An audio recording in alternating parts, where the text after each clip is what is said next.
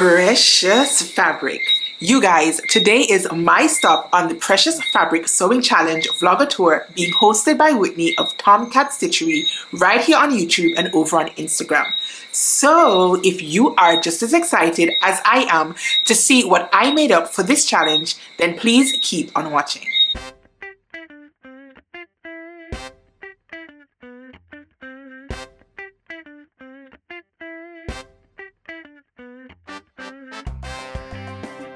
Hey Stitchers, your girl Chris here. Welcome back to my channel. If this is the first time that you're clicking on one of my videos, then thank you so much for joining. I really hope that you'll find lots of inspiration and consider sticking around right here on my channel. Now you guys, today is a really exciting video. It is my turn to share with you what I made for the Precious Fabrics Challenge. Now if you have no idea what I'm talking about, throughout the month of September, Whitney has been hosting the Precious Fabric Challenge. The purpose of the challenge, in short, is to dig through your stash and pull out those precious pieces of fabric that for whatever reason you have avoided cutting into. Make something up and post it over on Instagram using the hashtag SewPreciousFabric24 and be entered into the pool to win some amazing prizes from some amazing sponsors. Now I'll go ahead and pop the challenge rules in right here so that you can check them out for yourself. Now when Whitney asked me to participate in this challenge, I was like, hell yes. I had so many precious pieces of fabric that I have been sitting on, and I actually have already shared a video here with you on the channel, which you can check out right here, showing you 5 of my precious fabrics that I was consider making up.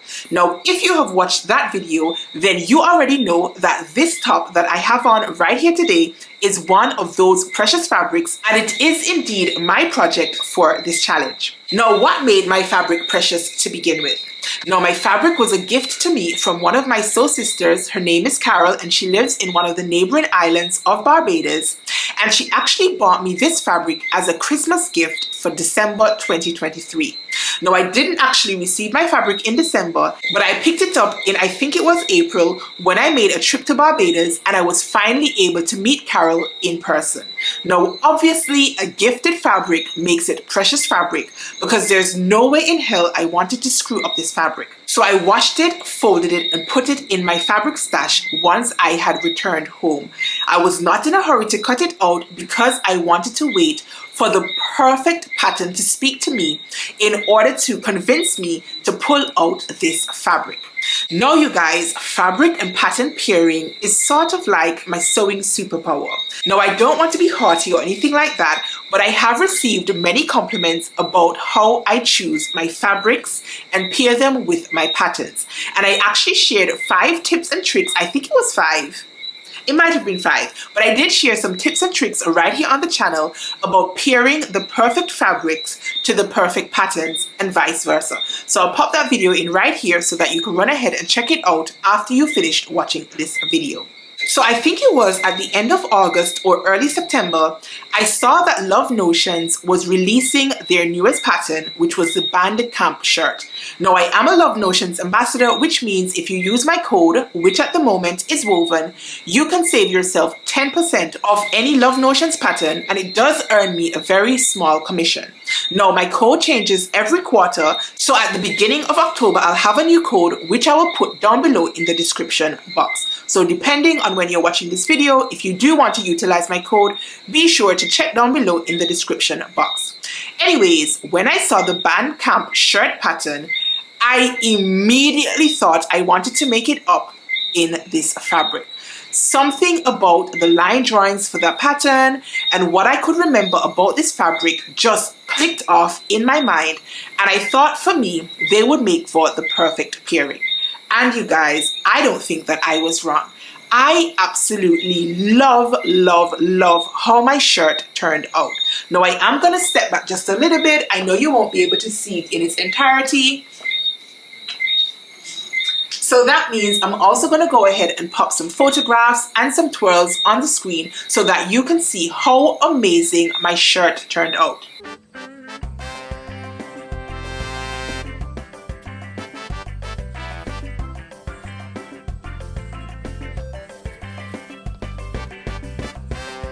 Now, Carol sent me, I think it was 4 yards of this fabric. I'm actually not completely sure what the substrate is. If I were to guess, I would say it's probably like a bubble crepe because it has some sort of texture to the fabric. It's quite light and floaty, and that made it a little bit difficult for me to work with. But of course, I grabbed for a tin of spray starch when I was pressing my fabric, and that just helps to sort of stabilize your fabric and make it a little bit easier to cut out. Because this fabric is shifty, it also meant that I cut out this fabric using my rotary cutter and my cutting mat. I find that so much easier to cut fabrics that are shifty using a rotary cutter and cutting mat as opposed to using my scissors. So if you are struggling to cut out your slippery fabrics, then you might want to grab yourself a bottle of spray starch and a rotary cutter and cutting mat. Now I'm going to pause the video right here so I can show you a little bit of the behind the scenes making of my band camp shirt. So this is the new pattern, the Love Notions Band Camp shirt, and I have decided to print the medium and the large because I'm not quite sure just yet if I'm going to go ahead and blend sizes.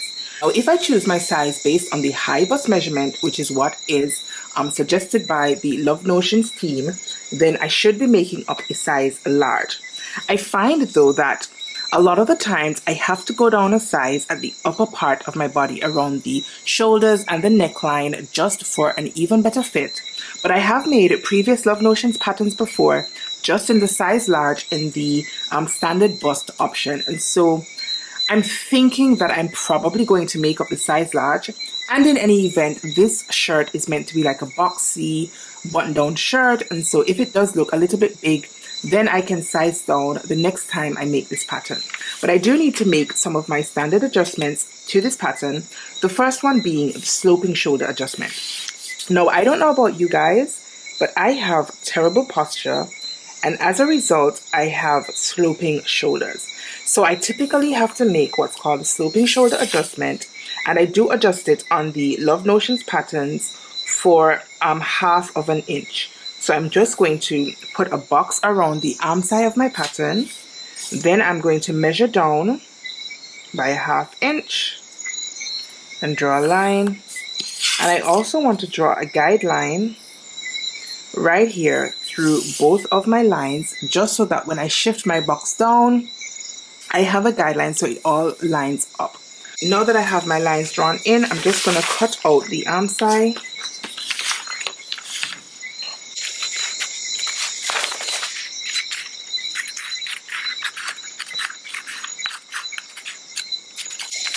And with my arm side removed, I'm just going to slide it down by the 1/2 inch, making sure that my guideline lines up with my marking right here.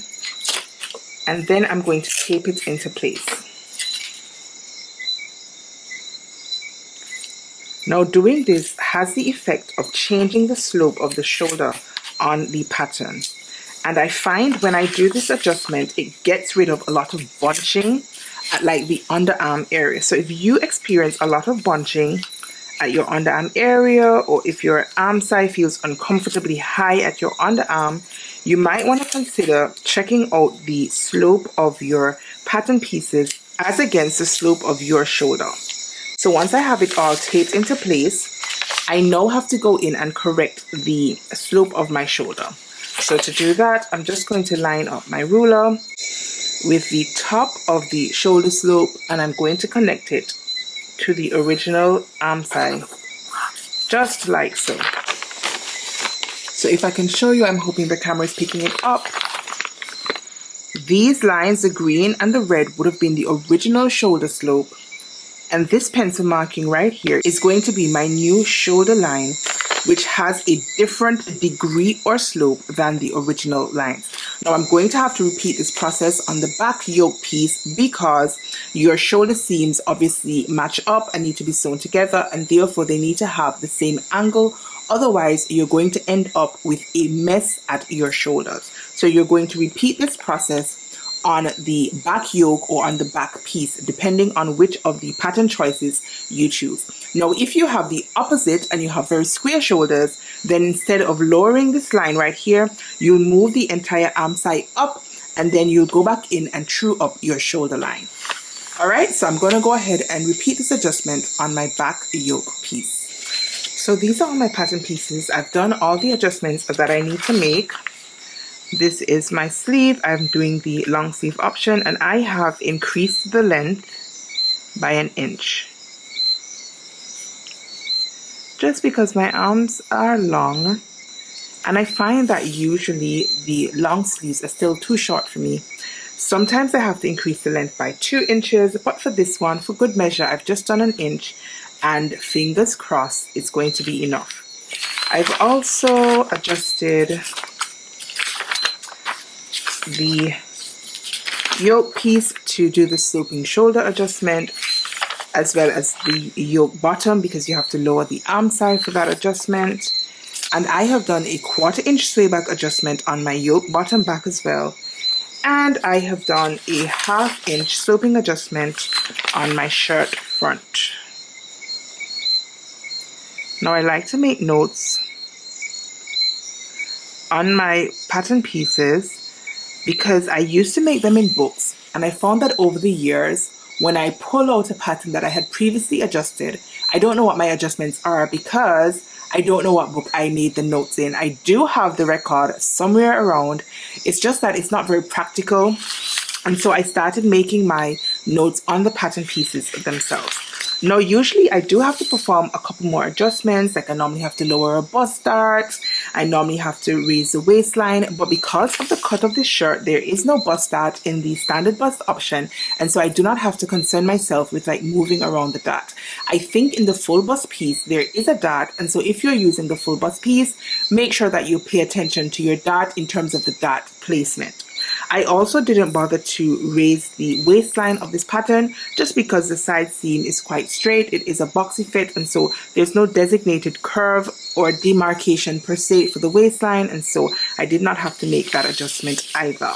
Now that I have made my adjustments, I think I can go ahead and cut out my good fabric. You guys, I am taking a big risk with cutting out my pattern pieces out of my good fabric. I do not have the time to do a toile. I mean, probably I could push myself and do it, but I really think that at this point, I'm just going to go ahead and dive straight into my fabric. I have worked with Love Notions patterns enough, I hope and pray, that the standard adjustments that I have done are going to be just fine for my final garment. I seriously am going to bawl my eyes out if this shirt does not come together beautifully, because again, gifted fabric means precious fabric, means I definitely don't want to screw up. And if I were sensible, then I would definitely squeeze in a muslin. But maybe I'm not sensible, maybe I'm just lazy, or maybe I'm just being logical. I just don't have the time. Anyways, pattern prep has been completed, and I'm going to stop here for tonight. It is already after 10. It is a work night, and so I'm going to go and get myself ready to bed so I can drag my behind to my office tomorrow. And then fingers crossed, tomorrow afternoon I'll be able to maybe cut out all of my pattern pieces. If my kids give me a chance, maybe just an hour or so. So at least I can have my pieces cut out and then ready to sew later on this week. So I'll catch you tomorrow.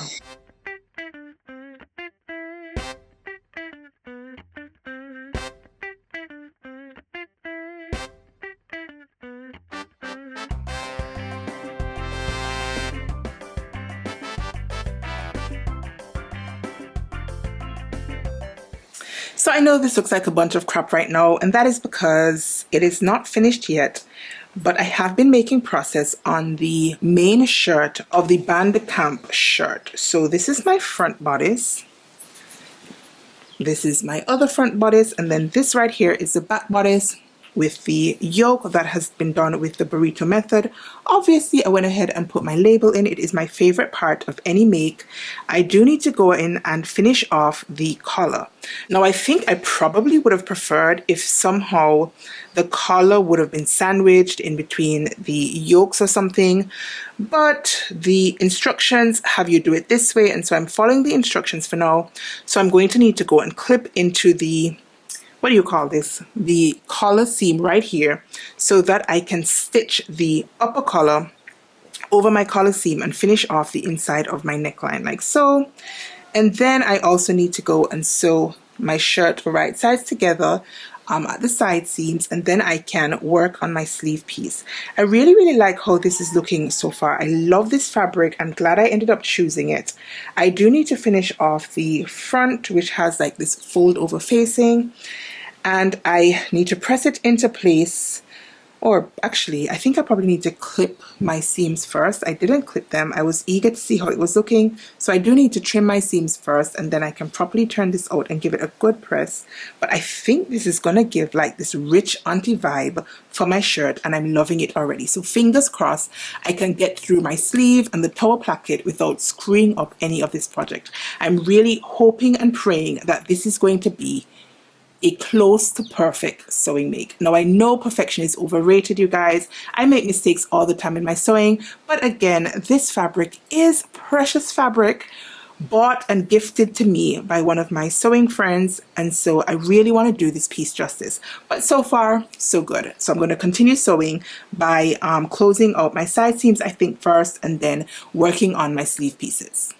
Oh my gosh, you guys. So I have been working on my sleeve and I've put in my toe placket, and I am so proud of how neat it looks. I've only ever done one toe placket before, and it was when I was making the Cynthia shirt by Vicky Sews. This one has come out beautifully. I could not have been more proud of this even if I tried. So now that that is done, I can go about finishing off my sleeve, right sides together, sewing it down, and then putting this into my arm side. Alright, you guys, I seriously feel like I want to squeal. I really like how my Bandcamp shirt is coming together. So I have been babying this project. I started off using a needle that I already had in my machine because I had changed it for my last project. I think it was an 8012 needle. And when I started the project, I started by sewing the back pleat, and I realized that the fabric was snagging with my 8012 needle.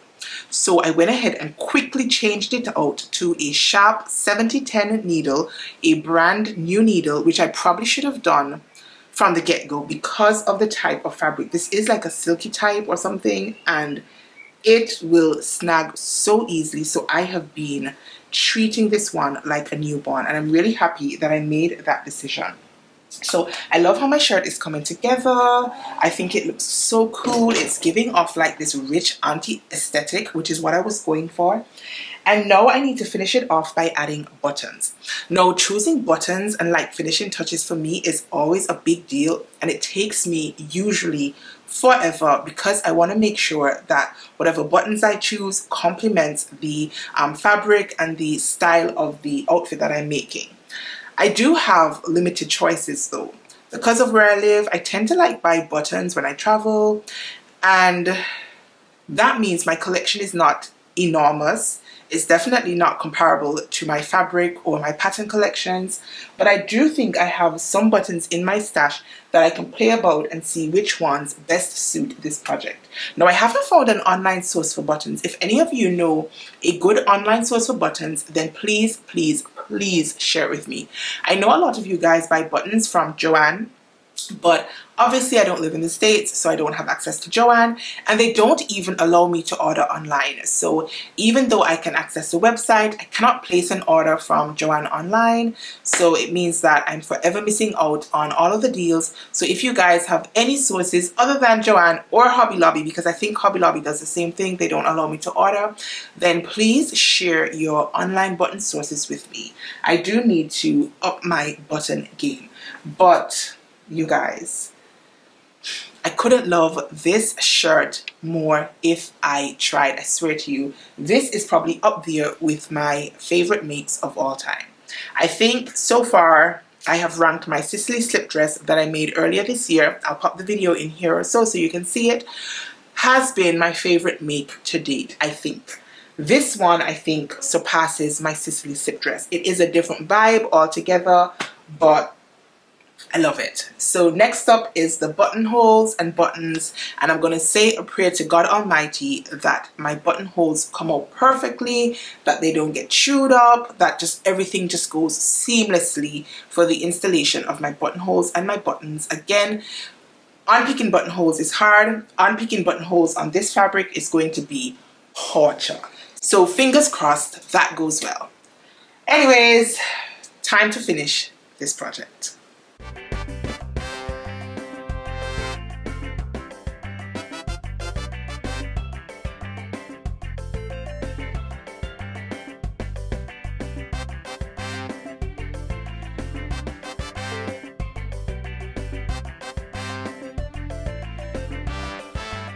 Alright you guys, so that was a little bit of the behind the sew featuring my band camp shirt. Now Carol actually sent me 4 yards of this amazing fabric, which means that after I cut out my band camp shirt, I had some yardage left over. Now you guys, this pajama couture trend has been popping up over and over on my Pinterest. And to be fair, I think I have saved way too many inspiration pictures. And so I felt like I wanted to make a pair of matching trousers to go with my band camp shirt. You guys, I was a little bit hesitant just because I have recently embarked on my trouser fitting journey. I still am not where I think I want to be, but everything in time, so just bear with me. Now, the pattern that I had achieved a decent fit on was the Saguaro Trousers by Friday Pattern Company, and I have actually shared them here on the channel before. I'll drop the link into that video right here. It was sort of a comparison between the Saguaro Trousers and the Foxy Boxies by Gracie Steele. Now, I really did like how the Saguaro Trousers fit, save and except just one thing. The pant length was just not long enough, even though in my initial iteration, I lengthened the pattern by 2 inches. Now this time, when I was cutting out my pattern pieces, I lengthened the pattern by an additional 4 inches. So that is a whopping 6 inches of length, and then I hemmed it using a deeper hem of 1.5 inches. But you guys, when I tried on my finished trousers with my heels, I was a tad bit disappointed because I felt like I needed them to be longer still. Now, if I decided to wear these with flats, then it would have been just fine. But because I wanted to wear them with my heels, I feel like I could have lengthened them by a further 2 inches. Now for reference, I am 5 foot 8.5 inches, but I do carry a lot of length in my legs as opposed to my torso. I'm quite petite between like my shoulders and my waistline, so lots of length in my legs. Now, as I said, if I had chosen to wear my trousers with flats or sandals, then I would have liked the length a lot better, but because I put them on with heels, I felt like I could have stood to lengthen them even more. But I am gonna hit the pause button right now on this chat so that you can see some behind the scenes making of my trousers. Hello up there. So I'm finished with my shirt and I'm getting started on a matching set of trousers. So these are actually the Saguaro Trousers by Friday Pattern Company, and I've laid them out on the crosswise grain of my fabric because I just did not have enough fabric left over in order to cut both my front and my back with the fold line so that it's on grain.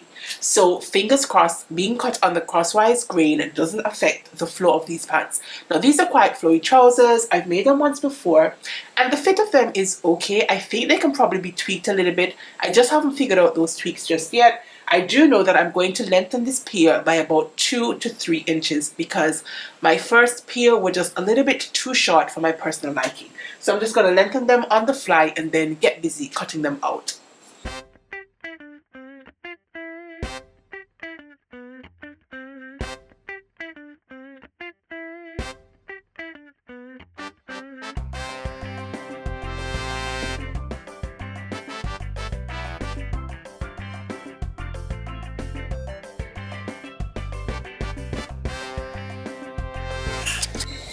Alright, so my pieces have been cut out. There is no pattern matching in these trousers. I didn't even make an attempt. So I'm just going to sew them together and see what we get. Hopefully it's not going to be too jarring at like the crotch, the front and the back. I just did not have enough fabric to even contemplate doing a pattern match. So I'm just going to have a make it work moment. So I'm just going to pin the crotch together. These are the back trousers. And then I'll sew the back together, sew the front together, and then I can join them at the side seams. I don't think these trousers should take me too long to make up. The first time I made them, I thought they were fairly quick and easy sew. So I'm hoping to have these finished with enough time to photograph my final look and get it here to you on the 22nd of September. Fingers crossed. Alright guys, so I'm doing a quick try on of my trousers. I am fully aware that you're not going to be able to see the entire length of them just because of where I'm standing and the distance I am from my camera, but I'll go ahead and put in a vertical twirl like somewhere on the screen so that you guys can get a better appreciation of how these look. Now, two things to note. One, I do not have a waistband on these pants just yet, and two, I've got tights on underneath, so just bear that in mind as you're looking at them. But this is what they look like so far.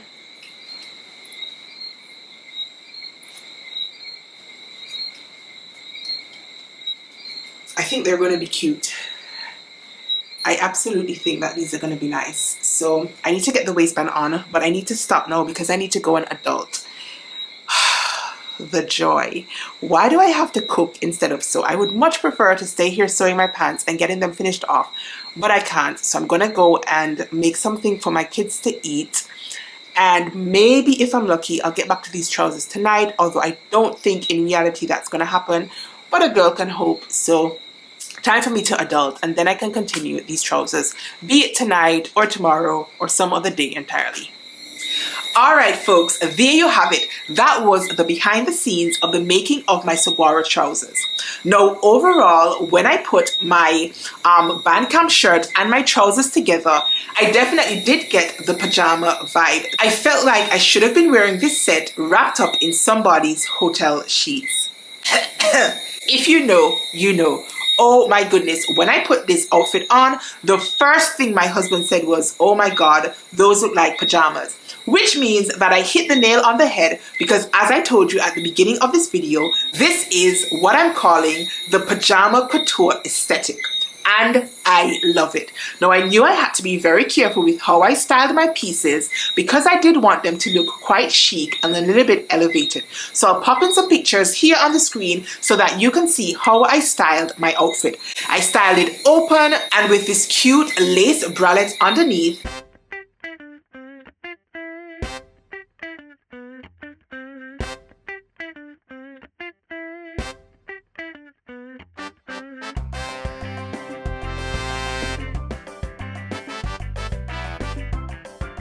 And then I tried it buttoned up but untucked.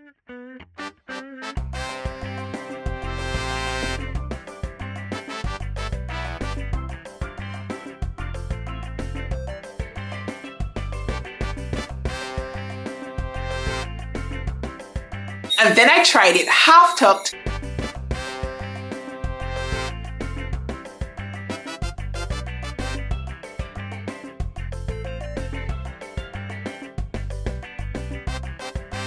And then I tried it fully tucked to give off this sort of fur jumpsuit kind of vibe.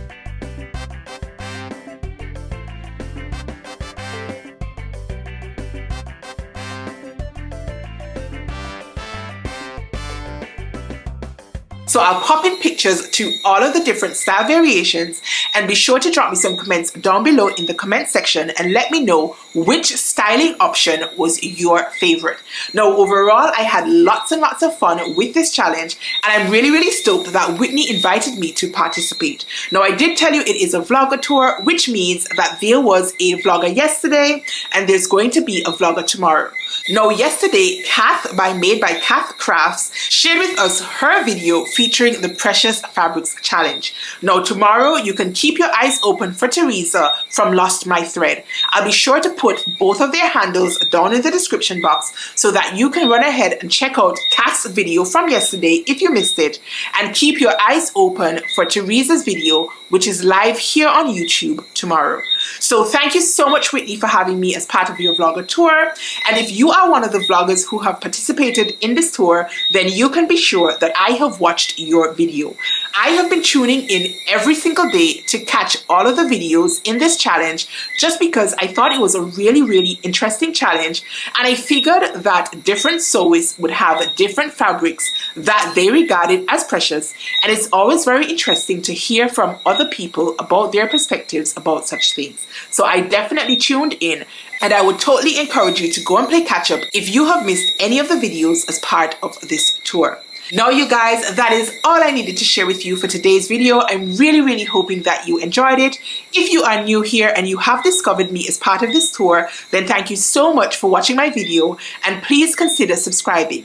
I do try to share videos at least twice a week, usually on a Sunday and a Thursday, but I do depart from it sometimes depending on the content that I need to share. But I would definitely love having you here with me in my YouTube sewing family. So thanks again so much for watching my video, and until next time, stay calm, stay cool, stay safe, and go cut up your precious fabrics. Peace.